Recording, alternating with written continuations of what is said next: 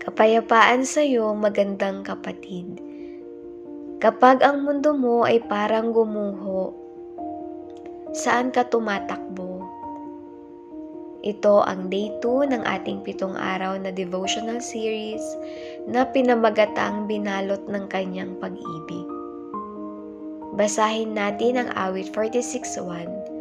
Ang Diyos ang ating lakas at kanlungan at handang saklolo kung may kaguluhan.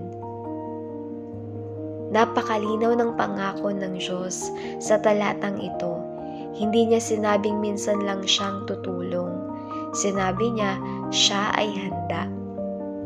Maaaring marami tayong kaibigan. Maaaring marami tayong nakamtang tagumpay. Maaaring mayroon tayong sapat na pera o seguridad. Ngunit darating at darating ang mga sandaling hindi natin maintindihan ang bigat ng ating nararamdaman, mga kabiguang hindi maipaliwanag, kalungkutang hindi maibahagi kahit kanino. At sa mga sandaling iyon, parang hindi na natin alam kung saan lalapit. Ngunit sabi ng awit 46:1, ang Diyos ang ating lakas at kanlungan. Ang kanlungan ay lugar ng pahinga, lugar ng proteksyon, lugar kung saan maaari kang huminto at huminga.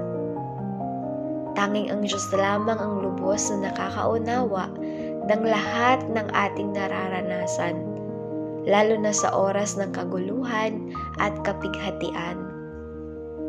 Hindi siya napapagod makinig.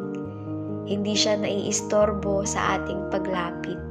Sa halip, siya ay naghihintay. Naghihintay na tayo'y lumapit. Naghihintay na tayo'y makipag-usap. Naghihintay na tayo'y magtiwala. Ganyan kalawak at kalalim ang kanyang pag-ibig. Kaya't wag lamang tayong lumapit sa Diyos kapag tayo'y nasasaktan.